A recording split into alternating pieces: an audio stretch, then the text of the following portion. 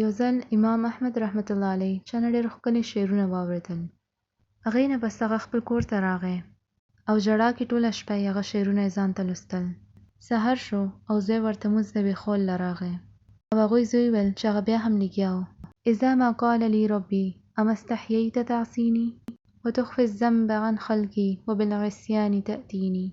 یعنی زه غیرز نه یریږم کله به الله ماته وایي تا ته کله هم ګناه کولو کې شرم نه ده راغلی.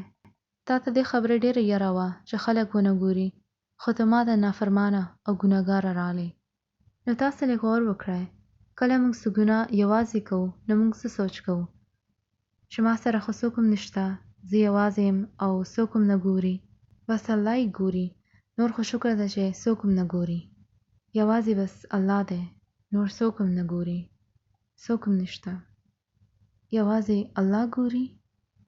او ابو جندر ویل ان کنتم ترون ان الله لا یراکم، که ته دا سوچ کې چې الله تا ته نه ګوري فانتم مشرکون بی، نو دا د کفر نښونه یو نښه ده. وان کنتم ترون انه یراکم، که تا ته احساس وي کوم وخت ګناه کوي چې الله تا ته ګوري اهون الناظرین الیک، نو نعوذ بالله تو الله له دومره وړوکي ګڼې. او الله به مؤمنان نه وایي والذین اذا فعلوا فاحشة او ظلموا انفسهم ذکروا الله، چې هغوی نه څه وخت هم څه بد کار وشي نو هغوی زر الله نه توبه وکړي. دا خبره چې خلک به څه وایي که هغوی ماته دا کولو کې ولیدو دا اهم نه ده. کومه زیاته اهم ده هغه دا خبره ده چې الله تاسو ته ګوري. چې څه هم ګناه کوئ نو ځان ته تپوس وکړئ دا ما څنګه وکړو، دا هر څه ماته الله راکړي دي، زه هغې ځمکې باندې اوسېږم، د هغې راکړی رزق خورم، نو زه دا څنګه کولی شم؟ ماته دا معلوم ده چې یو ورځ به زه هغې مخکې ولاړ یم او ماله به د هر شی جواب به راکول پروزي. نو دا ټولې خبرې زیاتې هم دي. او الفضیل ابن عیاض ویلي دي چې کله موږ د ګناه خبره کوو که ګناه څومره وړوکې هم وي چې څومره هم تاسو هغې له نری پوهېږئ هغه هغومره د الله په نظر کې لوی جوړ شي، او څومره هم چې تاسو خپل د ګناهونو نه لوی پوهېږئ نو هغه هغومره د الله په نظر کې وړوکي شي. هغه وخت الله هیڅ پروا نه لري چې ستاسو ګناه څومره لوی دی.